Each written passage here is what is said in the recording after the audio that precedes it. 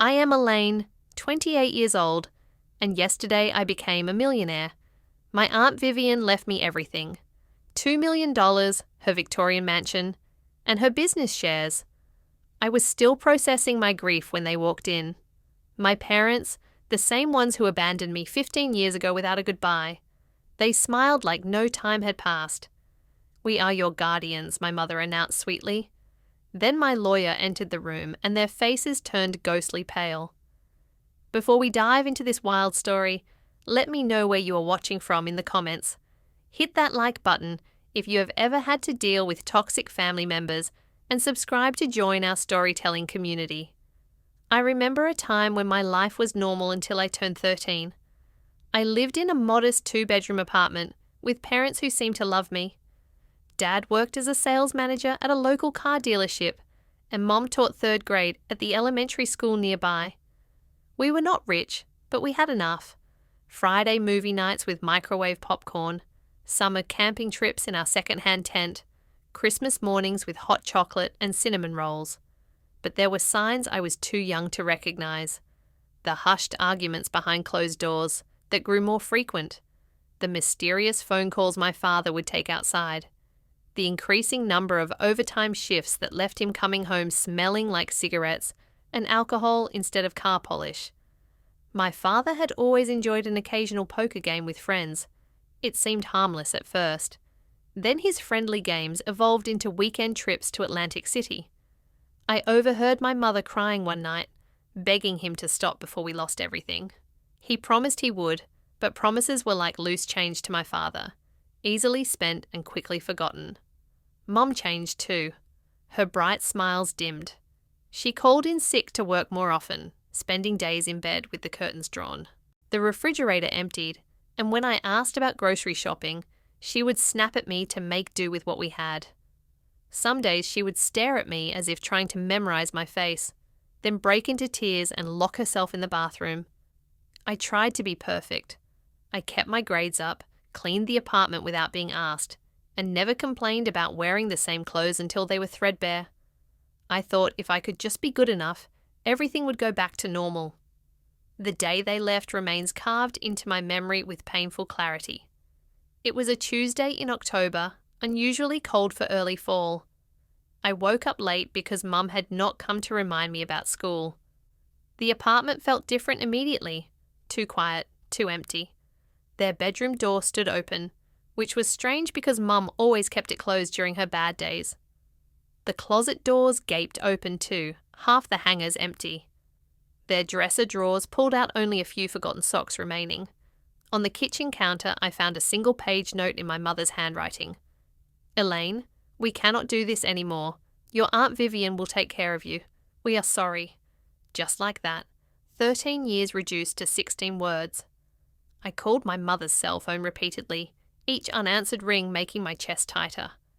I tried my father's number, but it had already been disconnected. I searched for address books, emergency contacts, anything that might help me understand what was happening. I had met Aunt Vivian only twice before. She was my father's older sister, a stern businesswoman who lived in a different state. She never married, never had children, and according to my parents, never approved of their lifestyle. I had no way to contact her, and no idea if she even knew what my parents had done. I spent that night alone, afraid to tell anyone what had happened. What if they put me in foster care? What if my parents came back and I was gone? I survived on cereal and cried myself to sleep on the living room couch waiting by the phone. On the second day, our landlord knocked, demanding the overdue rent. When I told him my parents were away, he eyed me suspiciously and mentioned something about calling social services. On the third day, I finally called my school counsellor, who immediately involved Child Protective Services. The social worker who came, Miss Dawson, had kind eyes and a voice that reminded me of warm blankets. She made calls, pulled strings, and somehow located Aunt Vivian. "Your niece has been abandoned," I heard Miss Dawson say into the phone. "The alternatives are foster care, or..." There was a long pause. "I understand it is sudden, but she has no one else." Another pause. "Tomorrow morning would be best. She cannot stay in the apartment alone another night." Aunt Vivian arrived the next day in a sleek black car that looked out of place in our neighbourhood. She wore a charcoal grey suit and pearls, her silver stray hair pulled into a tight bun. Her expression when she saw me was not one of joy or even pity. It was determination mixed with resignation. "Pack what you can carry," she instructed, her voice clipped but not unkind. "The rest can be shipped later." The social workers handled the paperwork, while I filled a single suitcase with clothes and stuffed my backpack with photo albums and my favourite books. I left behind my childhood bedroom with glow-in-the-dark stars still stuck to the ceiling. The drive to Aunt Vivian's house took 3 hours. She did not speak much except to ask if I was hungry or needed a bathroom break. I stared out the window, watching my world literally drive away in the rearview mirror. The legal guardianship process was complicated. There were court appearances, interviews with judges, more social workers, and psychological evaluations. Through it all, Aunt Vivian remained steadfast, if not particularly warm. She hired excellent lawyers and never once suggested sending me elsewhere, even when the process became lengthy and difficult. My parents never showed up to any hearing. The court tried to locate them to terminate their parental rights officially, but they seemed to have vanished completely. It was as if they had never existed. The abandonment left wounds that therapy could only partially heal. For years, I would wake up in the middle of the night, convinced I had heard the front door open, that they had returned to explain it was all a terrible mistake. I wrote letters I never sent because I had no address to send them to. I scanned crowds in shopping malls. Sure, I had glimpsed my mother's profile or my father's distinctive walk. The therapist, Aunt Vivian, hired Dr. Freeman, helped me understand that their leaving had nothing to do with me. Adults make adult decisions based on adult problems. She would say, children blame themselves because it gives them a sense of control. If it was your fault, you could fix it, but this was never yours to fix, Elaine. Logical words that my heart refused to accept for many years. As time passed, my desperate search slowed. By my 18th birthday, I had stopped looking back every time someone called my name in public places. By 20, I had stopped drafting imaginary conversations for our reunion. By 25, I had accepted that the parents I knew were effectively gone forever. Through it all, Aunt Vivian remained not warm, not affectionate, but dependable, rock solid. She never once broke a promise, never missed an appointment, never failed to provide what I needed. It was a different kind of love than what I had lost, but it was real. Moving into Aunt Vivian's home was like being transplanted to a foreign country. Her Victorian mansion sat on 2 acres of meticulously landscaped grounds with a wrought iron fence surrounding the property. My bedroom was larger than our entire former apartment, with heavy velvet curtains and an antique 4-poster bed that made me feel like I had stepped into a period drama. The rules were numerous and strictly enforced. Breakfast at 7 sharp beds, made before leaving for school. No shoes on the hardwood floors. Piano practice for 1 hour daily, whether I showed talent or not. Homework completed at the desk, not on beds or couches. Dinner conversation must include at least 1 current event topic and 1 personal achievement. No television on weeknights. I broke every rule in the first month testing boundaries, perhaps unconsciously hoping to be sent away before I could be abandoned again. But Aunt Vivian never threatened to get rid of me. Instead, each infraction came with logical consequences. Late to breakfast, no breakfast, and a reminder that the kitchen closed at 7:30. Homework incomplete. My weekend plans were cancelled until assignments were finished to her satisfaction. Behind her rigid exterior, however, I occasionally glimpsed something unexpected, like when she found me crying over a photo of my parents on their wedding day. And instead of scolding me for dwelling on the past, she silently handed me a handkerchief and sat beside me until the tears stopped. Or when I failed a math test despite studying for hours, and she hired a tutor rather than criticising my intelligence. Aunt Vivian had built her fortune from a small inheritance, turning a local houseware store into a chain of 30 upscale home decor boutiques across 3 states. She worked long hours but always returned for dinner, often bringing paperwork to complete afterward. On weekends, she took me with her to business meetings, expecting me to observe and learn. Watch how people negotiate, she would instruct. Notice who speaks first, who concedes points, who maintains eye contact. Business is human psychology applied to commerce. Education was paramount in her value system. When the local public school proved inadequate, she enrolled me in Westfield Academy, a private school with small classes and high expectations. The transition was difficult. My former school had not prepared me for the academic rigour, and the other students came from wealthy families with very different life experiences. I struggled with the coursework, initially spending hours at my desk while trying to catch up. There were nights I wanted to give up, convinced I would never belong in this world of privilege and preparation. But Aunt Vivian would not accept surrender. "Your circumstances change through no action of your own," she told me one night when I was sobbing over geometry proofs. "But your response to those circumstances is entirely your choice. You can use this opportunity or waste it. The decision is yours, but I warn you, I do not invest in lost causes." It was not the warm comfort I wanted, but her blunt pragmatism somehow steadied me. I hired a peer tutor with my allowance and created study groups with classmates. By junior year, I had worked my way onto the honour roll. College applications brought new stress. I wanted to attend State University where several friends were going, but Aunt Vivian pushed for more prestigious schools. "Your friends are not thinking of their futures," she said. "They are thinking of continuing their social lives. You need to think strategically about building your career." Our biggest argument erupted over this difference in vision. I accused her of trying to control my life. She countered that I was squandering potential out of fear of leaving my comfort zone. "I never asked to be your project," I shouted. "And I never asked to be your guardian," she replied coolly. "Yet here we are. I am trying to give you options your parents never had." That silenced me, and in the quiet that followed she did something unprecedented. She told me about my father's childhood. "Your father was brilliant," she said softly. "He could solve complex math problems in his head, but our parents could not afford college. He worked at the gas station instead, while I got the scholarship. He resented that for years. Started gambling to get rich quick, since education was no longer an option. Your mother was the same bright but limited by circumstances. I am trying to break that cycle for you." It was the first time she had spoken of my parents without judgment or anger.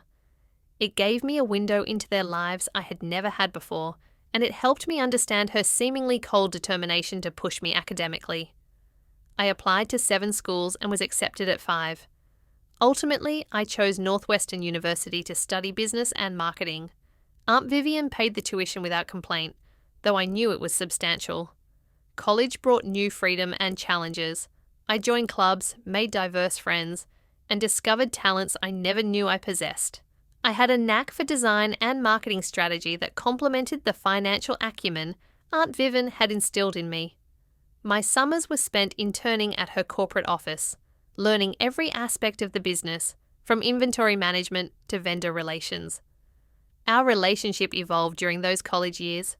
The physical distance somehow allowed emotional closeness to develop.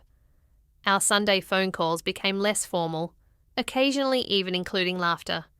When I graduated with honours, the pride in her eyes was unmistakable, though she limited her public display of emotion to a firm handshake and a single nod. I moved back to her home after graduation, taking a position as marketing director for her company. We developed a comfortable routine, 2 independent women sharing space and occasional meals. I dated occasionally, though. Aunt Vivian subtly discouraged any relationship that might distract from my career advancement. Then 2 years ago, everything changed again. Aunt Vivian was diagnosed with pancreatic cancer. The prognosis was poor from the beginning, but she approached her illness with the same disciplined determination she applied to everything else. "We all die," she said when I broke down after the diagnosis. "The only variables are when and how we use the time before that happens." She continued working as long as possible, transitioning responsibilities to me as her strength waned. Our roles reversed gradually. I became the one enforcing medication schedules, arranging doctor appointments, and ensuring proper nutrition. In her final months, a surprising softness emerged in Aunt Vivian. One evening, as I helped her into bed, She gripped my hand with unexpected strength. "You were the daughter I never allowed myself to have," she whispered. "Taking you in was the best decision of my life." She died peacefully in her sleep 8 months after the diagnosis. The funeral was small, attended primarily by business associates and a few distant relatives. I stood at the graveside, realizing she had become my true parent in all the ways that mattered. The grief was overwhelming at times. The house echoed with emptiness. I would catch myself listening for her footsteps or saving articles I thought might interest her. But I continued running the business as she had taught me, honoring her legacy through action rather than mere sentiment. I never expected to see my biological parents again until the day of the will reading changed everything.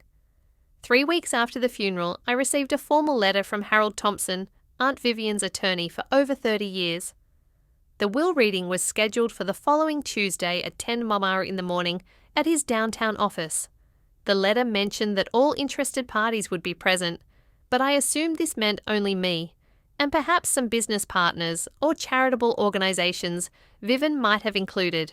Thompson was a distinguished man in his 70s, with a full head of silver hair and wire-rimmed glasses that he peered over rather than through. His office smelled of leather and old books with dark wood panelling and a massive desk that had probably witnessed thousands of life-altering documents being signed. I arrived 15 minutes early, dressed in a navy blue suit Aunt Vivian would have approved of. Thompson greeted me warmly, expressing condolences again, before mentioning that we were waiting for a few others before beginning. I sat in one of the leather chairs, flipping through a business magazine without absorbing any of the content. The door opened and I looked up, expecting to see one of Vivian's executives. Time seemed to stop. Standing in the doorway were 2 people I had convinced myself I might never see again. My parents. My father had aged dramatically. His once thick dark hair was now thin and completely grey.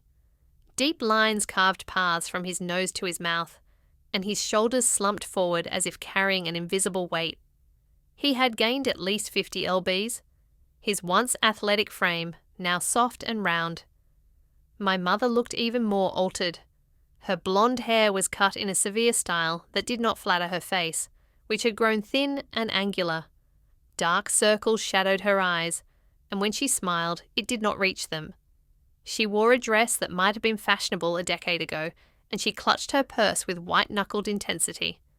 "Ayla," my father said, his voice rougher than I remembered. "Look at you, all grown up." They moved toward me, and I found myself rising on unsteady legs.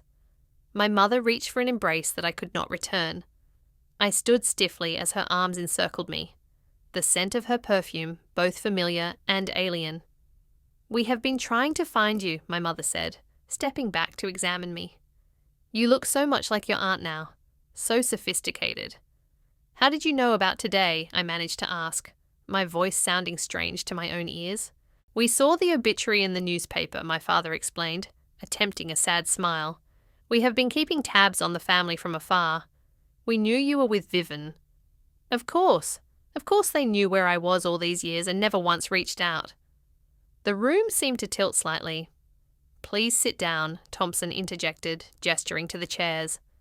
"We have one more person joining us before we begin." An older woman I recognized as Vivian's housekeeper, Mrs. Bentley, entered the room. She had worked for Aunt Vivian for over 20 years and had been kind to me in her reserved way. She nodded at me sympathetically before taking a seat near the window, as far from my parents as possible. As we waited for Thompson to begin, my parents attempted small talk that felt surreal. "We live in Arizona now," my mother offered. "The climate is better for your father's arthritis." "I manage a convenience store," my father added. "Nothing fancy, but it pays the bills." I nodded mechanically, unable to formulate responses. Inside, my emotions churned violently. Anger, confusion, hurt, and a treacherous flicker of longing all battled for dominance. Thompson cleared his throat and opened a thick folder. "We are here to execute the last will and testament of Vivian Eleanor Hughes," he began formally. "I will summarize the key provisions before providing copies to the relevant parties." My parents leaned forward slightly, an almost imperceptible movement that suddenly made their presence at this reading crystal clear. They had not come for closure or reconnection. They had come for money. Thompson adjusted his glasses. To my niece, Elaine Margaret Winters, I leave the entirety of my estate, including but not limited to the property at 347 Lakeview Drive, all its contents, and the surrounding 2 acres of land. My full ownership share of Hughes Home Collections valued at approximately $12 million. All bank accounts, investment portfolios, and retirement funds totaling approximately $2 million in liquid assets, my personal effects, including jewelry, artwork, and automobiles, and all intellectual property related to my business ventures.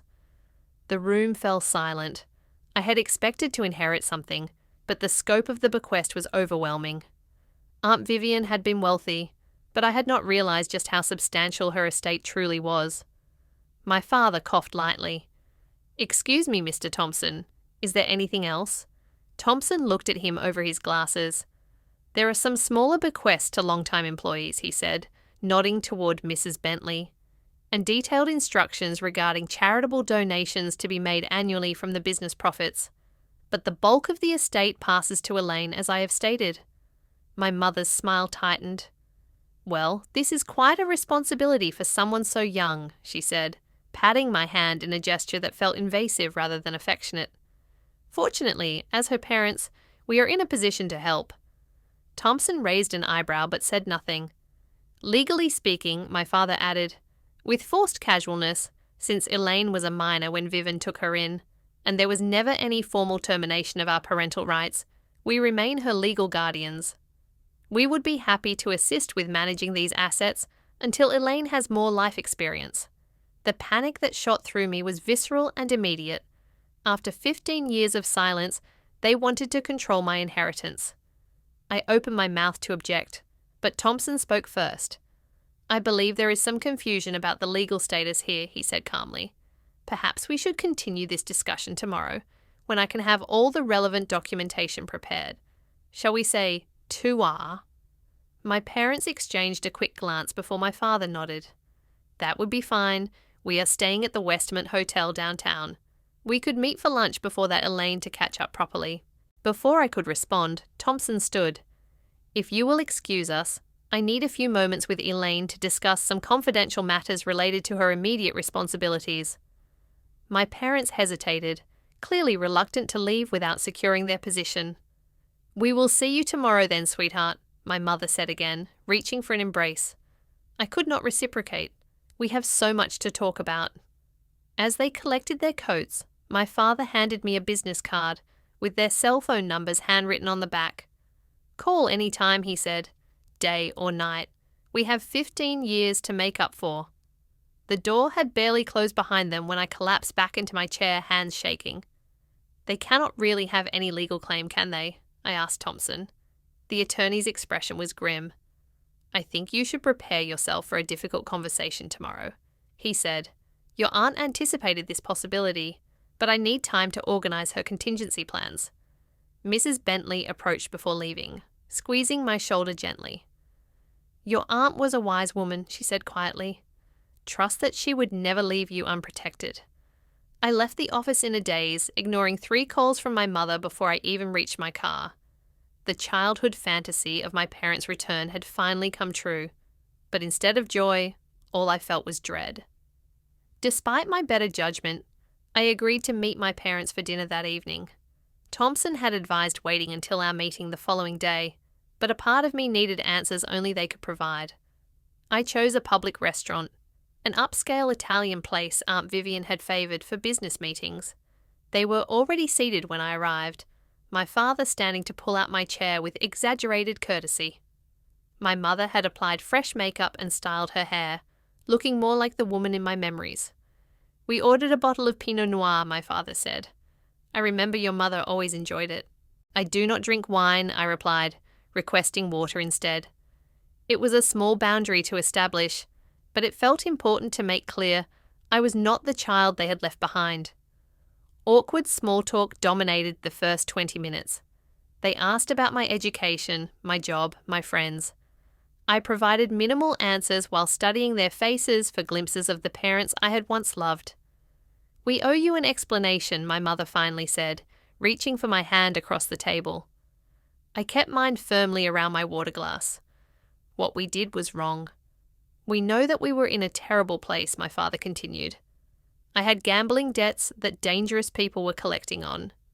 Your mother was suffering from severe depression. We convinced ourselves you would be better off with Vivian. She had money stability," my mother added. "We had nothing to offer but dysfunction." "You had yourselves," I said quietly. "That is all I wanted." My father looked down at his plate. "I got help for my addiction. Been clean for 8 years now. Your mother found the right medication eventually. We have built a modest but stable life. We thought about reaching out so many times," my mother said, tears welling. "But we were ashamed. And as more time passed, it got harder to know how to bridge that gap." "You said you knew I was with Aunt Vivian." I said, "How?" They exchanged a glance before my father answered. "We called social services about 6 months after we left. They confirmed you were with family and doing well. We checked every few years after that." The idea that they had made these periodic inquiries, while never attempting actual contact, made my stomach turn. They had eased their consciences just enough to move on with their lives. "We have regretted our decision every day," my mother insisted, a tear sliding down her cheek. "Seeing you now successful and beautiful, it breaks my heart that we missed watching you grow up." The waiter delivered our entree, creating a brief reprieve from the emotional tension. When he departed, my father shifted the conversation. "Vivian did well by you," he said, twirling pasta on his fork. "Better than we could have, and now she has left you set for life. The house alone must be worth $2 million in today's market," my mother added casually. "Plus the business. It is overwhelming for someone your age." "I have been helping run the business for years," I stated flatly. "Of course you have," my father said soothingly. "But there is a difference between helping and having full responsibility. The legal issues alone can be daunting, not to mention tax implications," my mother chimed in. "Estate taxes can be crippling without proper guidance." I watched them carefully, noting how they alternated between emotional appeals and financial concerns. The pattern was becoming clear. "We could help you," my father offered. "We have had our struggles, but we have learned a lot about financial management the hard way." That is an interesting perspective from someone who abandoned his family over gambling debts. I observed my father flinched but recovered quickly. Those experiences taught me valuable lessons. I know all the pitfalls to avoid now. My mother leaned forward. "We have a modest condo in Phoenix with a second mortgage. Medical bills have been difficult.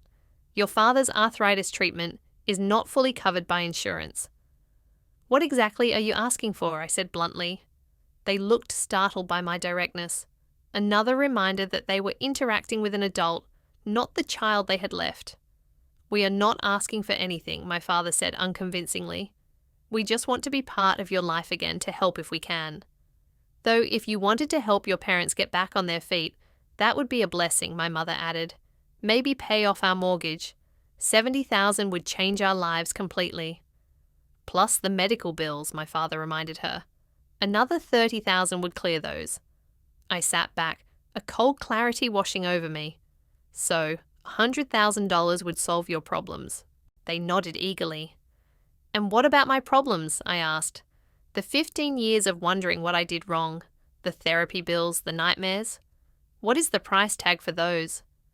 My mother's tears flowed freely now. "We know money cannot fix the emotional damage. We just want a chance to be a family again. A family that begins with a cash transaction," I noted. My father's expression hardened slightly. "You have to understand our position. We made a terrible mistake. Yes, but Vivian was my sister. That fortune came from our family originally. Our parents left her the seed money to start her business while I got nothing." "So, you feel entitled to it?" I clarified. "Not entitled," he backpedaled. "Just included. We are your parents, Elaine. Blood means something." I thought of Aunt Vivian, who had shown me through actions rather than words what real parental love looked like. Yes, I agreed. Blood means something, but actions mean more. The rest of the dinner continued in this vein, swinging between emotional manipulation and financial hints. By dessert, they had mentioned several other debts and suggested I might want to add them to my team at the company with generous salaries. As we parted outside the restaurant, my mother hugged me again, whispering, "Think about what family really means, sweetheart. We all make mistakes." I drove home in a fog of confusion. Their story contained elements of truth. I remembered my mother's depression, my father's absences, but something felt rehearsed about their explanation, their convenient timing, their immediate focus on money.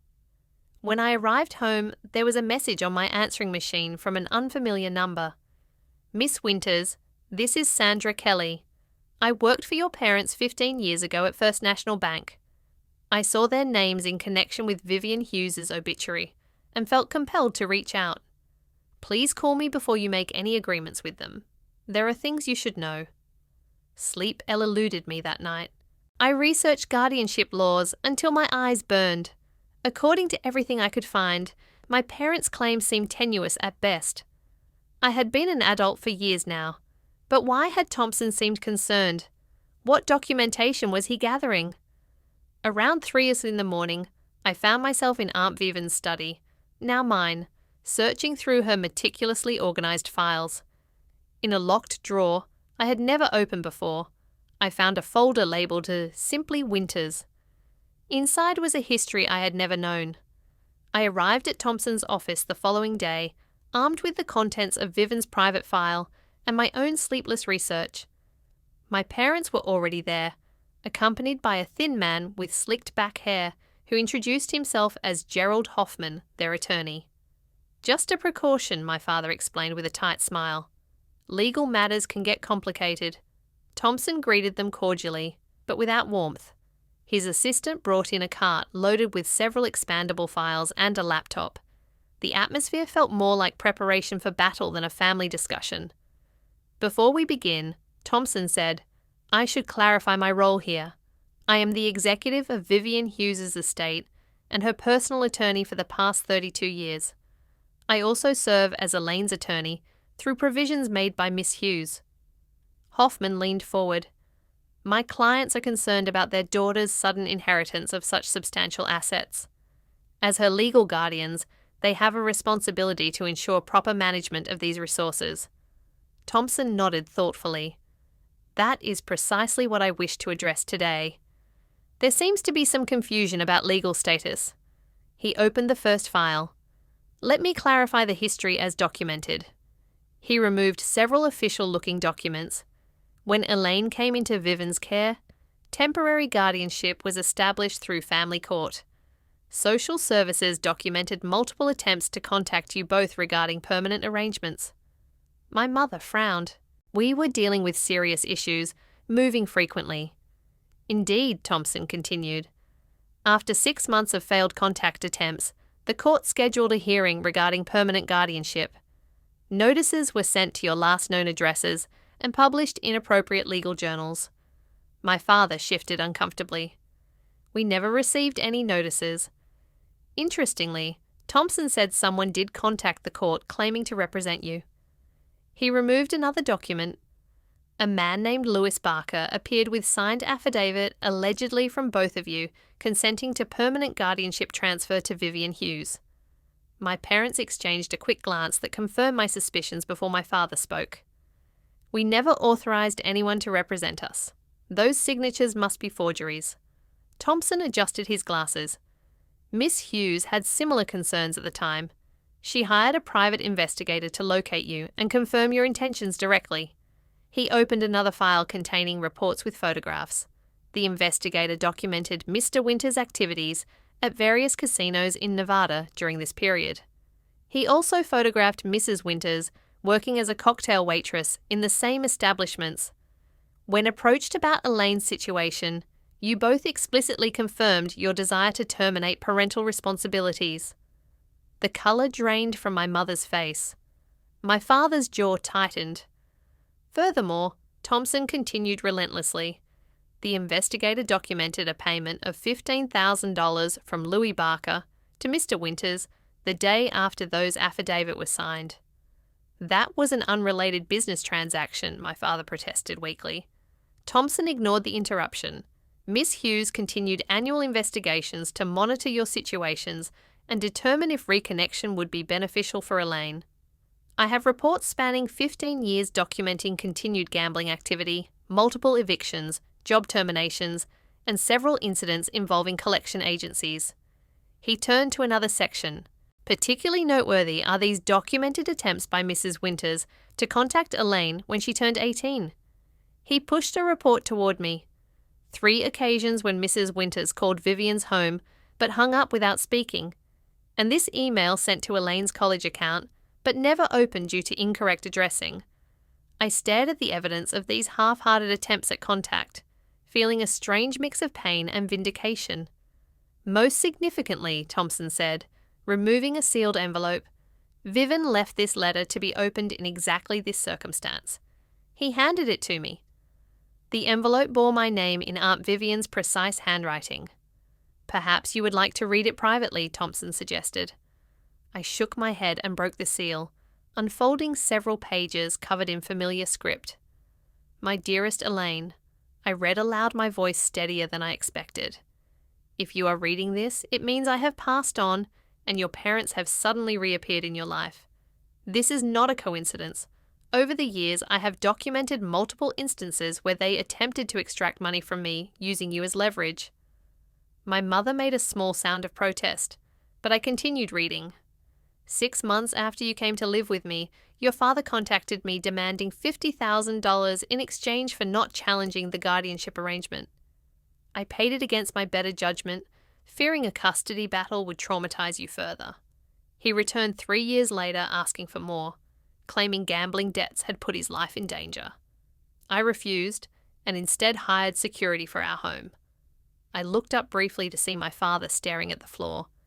When you turned 16, your mother called claiming she had cancer and needed treatment money. My investigator confirmed this was untrue. When you received your college acceptance, they somehow obtained your email address and requested tuition money for a fresh start to rebuild their relationship with you. I blocked these communications to protect you from their manipulation. Tears blurred my vision, but I forced myself to continue. I have never told you these things because I wanted you to heal without additional betrayal. I hoped they would eventually seek help and become the parents you deserved. That has not happened. Now they will likely attempt to access your inheritance through guilt, legal threats, or emotional manipulation. The room was completely silent as I turned to the final page. Thompson has all necessary documentation to protect you legally. The guardianship was converted to legal adoption when you were 16, though I kept my surname and did not change yours, hoping someday reconciliation might be possible. You have been legally my daughter since then, and they have no claim to you or your inheritance. I had to pause processing this revelation. Aunt Vivian had adopted me. I had never known. Whatever you decide regarding relationship with your biological parents must be your choice, but please protect yourself financially. Blood relation does not entitle anyone to the rewards of our hard work or justify their past neglect. Remember that family is built through consistent care and sacrifice, not DNA. I am proud of the woman you have become. Trust your judgment. All my love, Vivian. I carefully refolded the letter, emotions too complex to name flooding through me. Thompson cleared his throat. I have the adoption papers here, legally binding and properly executed through family court. I also have documentation of the multiple financial solicitations mentioned in the letter. He turned to my stunned parents. Additionally, Miss Hughes included a specific clause in her will that any legal challenge to these arrangements would result in the entire estate transferring to a charitable foundation for abandoned children. There would be nothing left for anyone to claim. Their attorney, looking increasingly uncomfortable, leaned over to whisper something to my father. We had no idea about any adoption, my father said, his voice hollow. We were told temporary guardianship only. By whom? Thompson asked pointedly. By social services, my mother insisted. All communications are documented in these files, Thompson countered, patting a thick folder, including your signed consent forms. My father's face darkened with anger. This is ridiculous. You paid us off and stole our daughter." "I believe the security cameras in this office are recording that outburst," Thompson noted calmly, "which directly contradicts your previous statement about forgery and could constitute admission of accepting payment to transfer parental rights." My father stood abruptly. "This is not over. We have rights." "Dad," I said the word, feeling strange in my mouth after so many years. "I found Vivian's file last night. I know about the other families too." His expression faltered. "What other families?" "The Petersons in Colorado, the Galinskas in Oregon, 3 other families you approached, claiming to be relatives of recently deceased wealthy individuals. It seems abandoning children and then trying to cash in on their inheritances has been your pattern for quite some time." My mother began to cry in earnest. "Now that is not true. We made mistakes with you, but we would never save it." I interrupted suddenly, exhausted by their performance. "Vivian documented everything. She even has recordings of your phone calls demanding money. Did you really think she would leave me unprotected?" My father's rage shifted to calculation. "Listen, Elaine, there has been a terrible misunderstanding. We can work this out as a family. No need for attorneys and accusations." "I think we are done here," I said, standing. "Thompson, is there anything else legally required of me today?" "No," he answered. "The estate transfers to you cleanly. Your parents have no legal standing to challenge the will or the adoption. Then I would like them to leave." "Elaine, please," my mother begged. "Just give us a chance to explain." 15 years, I said quietly. "You had 15 years to explain. Instead, you waited until there was money involved. That tells me everything I need to know." Thompson pressed a button on his desk, and 2 security officers appeared at the door. "These gentlemen will escort you out," he informed my parents. "Any further contact with Miss Winters should be directed through my office." "You cannot do this," my father shouted, his face wreathing. "She is our daughter." "No," I corrected him. "I was your daughter. Now I am Vivian's, and she taught me to recognize value beyond price tags." As security led them toward the elevator, my mother turned back. "This is not who we raised you to be. We gave you life."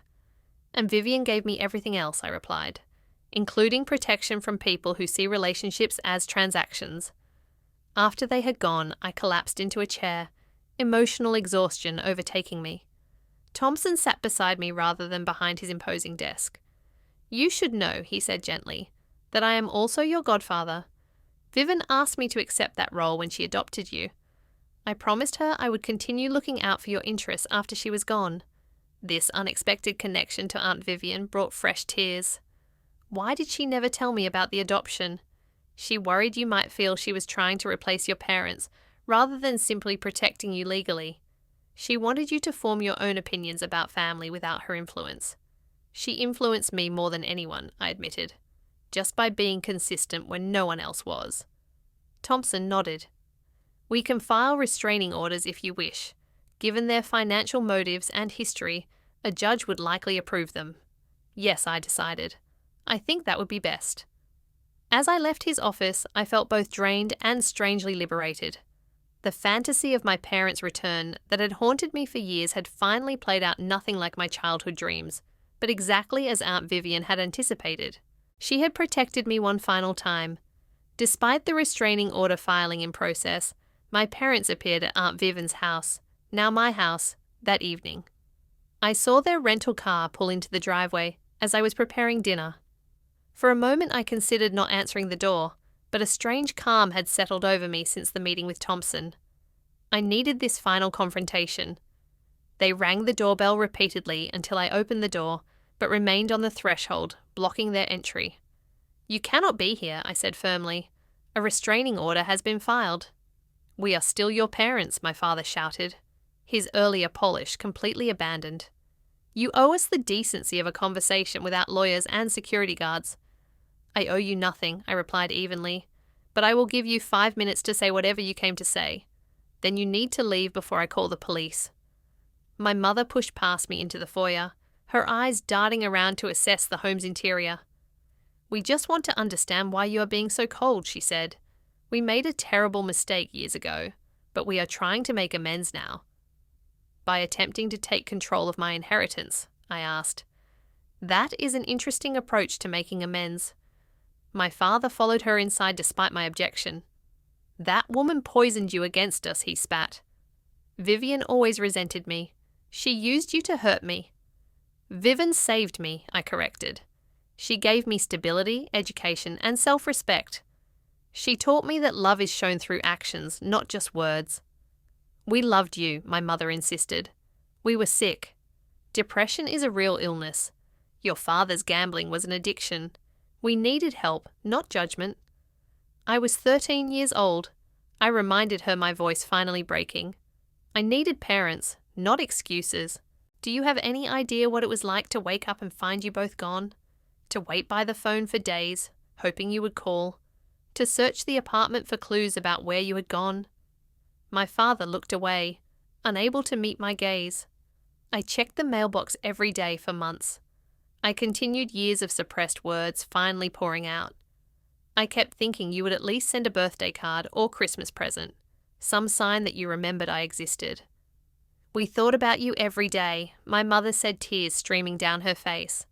Thoughts without actions are meaningless, I replied. Vivian never once told me she loved me.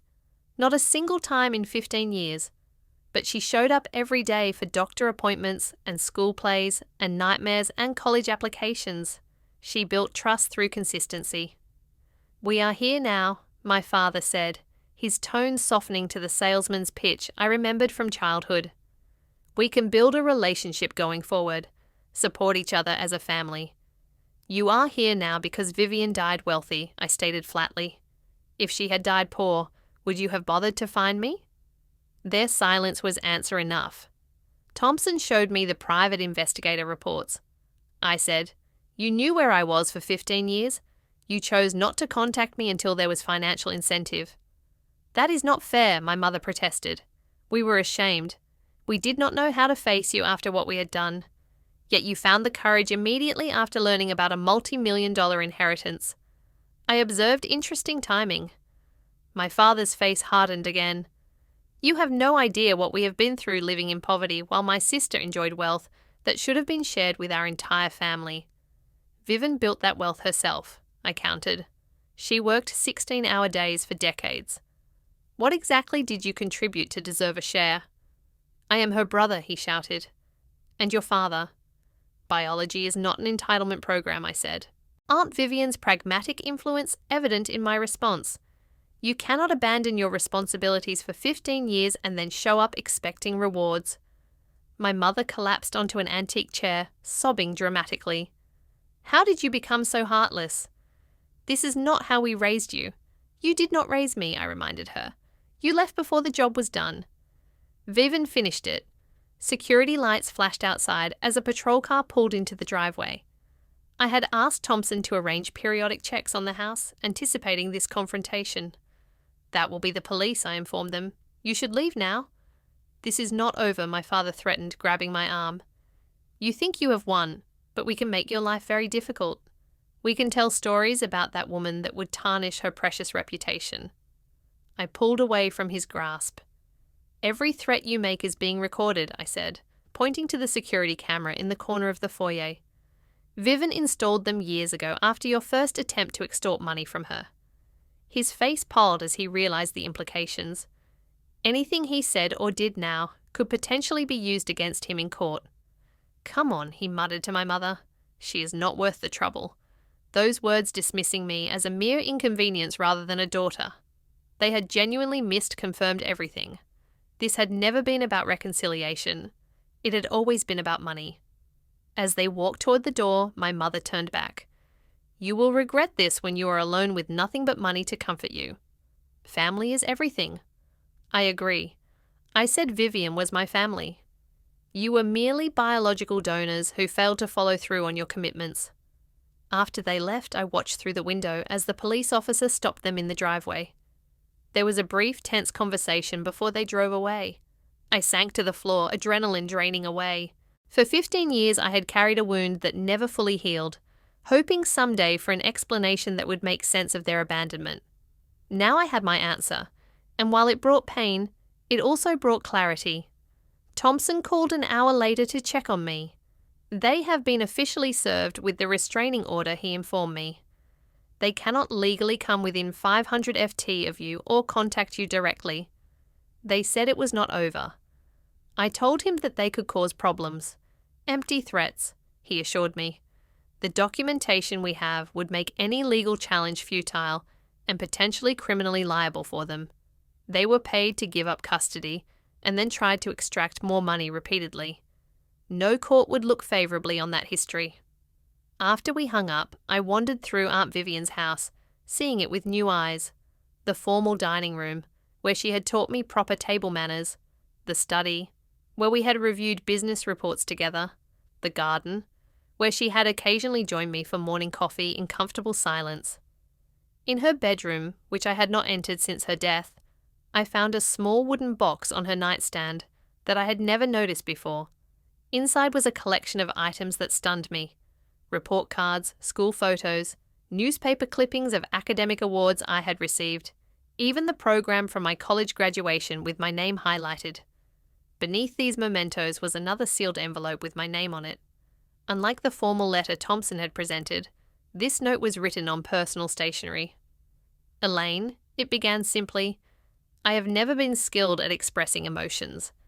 My generation and upbringing discourage such displays, but as I face my mortality, I find myself regretting this limitation. So, let me state plainly what should have been said years ago. I love you not out of obligation or duty, but because of who you are. Your resilience, intelligence, and capacity for kindness despite early betrayal have been my life's greatest joy to witness. I did not give you life, but watching you live, it has been my privilege. The legal adoption papers were signed years ago, not for your protection but for my peace of mind. I wanted the world to know you are my daughter in every way that matters. Be well, be wise, be happy, Mum. That final word, never spoken between us in life, broke something open inside me. I wept that night, not for the parents who had returned with selfish motives, but for the one who had never claimed the title yet, had earned it completely. 6 months have passed since that final confrontation with my biological parents. According to Thompson, they returned to Arizona after making one unsuccessful attempt to contact the local newspaper with revelations about Aunt Vivian. The editor, a longtime friend of Vivian's, had immediately called Thompson instead. The house feels like mine now. I have repainted some rooms, rearranged furniture, and added touches that reflect my own taste, while honouring Vivian's elegant sensibilities. The formal dining room now doubles as my home office, with large monitors sitting somewhat incongruously on the antique mahogany table where Vivian once hosted business dinners. The business continues to thrive under my leadership. I have implemented some modernisation strategies Vivian had resisted, particularly in online marketing and inventory management. Our web presence has expanded significantly, and we have opened 2 new locations. The employees who knew and respected Vivian have transferred that loyalty to me, many expressing that they see her influence in my management style. Perhaps the most meaningful project has been establishing the Vivian Hughes Foundation for Family Reconnection. Using a portion of the inheritance, I created a non-profit organisation that supports children who have experienced abandonment or family separation. We provide therapy, educational opportunities, and transitional housing for young adults aging out of foster care. Through the foundation, I have met others with stories similar to mine. Some found reconciliation with their biological families. Others created chosen families from friends and mentors. Each journey is unique, but the common thread is the human need for stable, consistent relationships. My own therapy has continued now, focused less on the original abandonment and more on processing the complex emotions raised by my parents' return and true motivations. Dr. Freeman has helped me understand that closure sometimes comes in unexpected forms. The fantasy of reconciliation often serves a purpose in the healing process, she explained during a recent session, but the reality rarely matches the fantasy. Sometimes the greatest growth comes from accepting what cannot be fixed and building something new instead. 3 months ago, I received a letter from my mother. Unlike their previous communications, this one contained no requests or demands, just a simple acknowledgement of wrongdoing and an expression of regret that seemed for once genuine. I have not responded yet. I may never do so. The letter sits in my desk drawer, neither rejected nor embraced, while I consider what, if anything, I want from that connection. I have found unexpected comfort in relationships I had previously taken for granted. Mrs. Bentley, Vivian's housekeeper, still comes twice weekly. She has slowly shared stories about Vivian from before I arrived, painting a fuller picture of the woman who became my true mother. She was terrified when you first came, Mrs. Bentley confided recently. She had never wanted children, never thought she had the temperament for motherhood. The first night after you arrived, I found her in the kitchen at 3 in the morning researching child development books online. These glimpses into Vivian's private concerns and efforts touched me deeply. She had taken on a responsibility she never sought, but fulfilled it with characteristic thoroughness and commitment. Thompson has become a regular presence in my life as well, joining me for dinner monthly and offering guidance on both business and personal matters. As my godfather, he has embraced a more uncular role than his previously formal demeanour suggested possible. Vivian would be proud. He told me recently as we reviewed the Foundation's first quarterly report, not just of your business acumen, but of your resilience. She worried constantly that your early experiences would leave you bitter or untrusting. Instead, you have channeled that experience into helping others. I have begun dating again after putting romance aside during Vivian's illness and the subsequent legal complications. Nothing serious yet, but I find myself approaching relationships with clearer boundaries and expectations.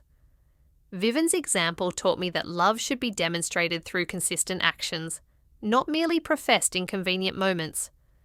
The most profound change has been internal. The question that haunted me for 15 years, why did they leave me, no longer carries the same power. I understand now that their departure reflected their limitations, not my value. More importantly, I recognize that Vivian's decision to stay, to commit, to show up day after day, was the more significant choice.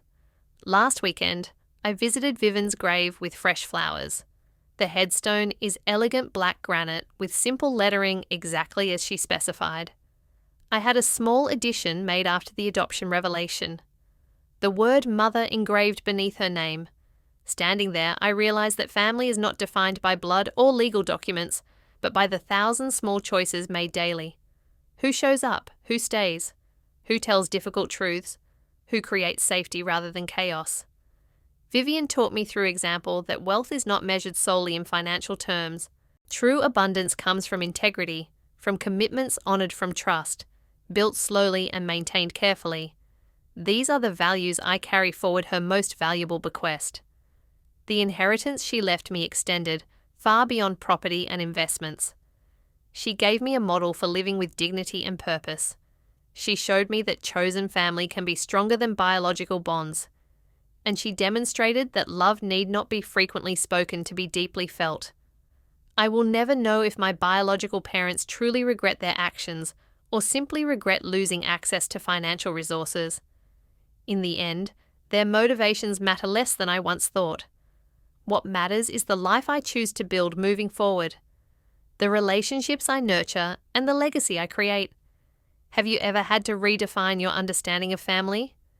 Do you believe that blood connections automatically deserve forgiveness? Or should relationships be earned through consistent care and respect? I would love to hear your thoughts in the comments below. If this story resonated with you, please like and subscribe to our channel for more real-life experiences. And if you know someone struggling with family issues who might find comfort in this journey, please share this video with them.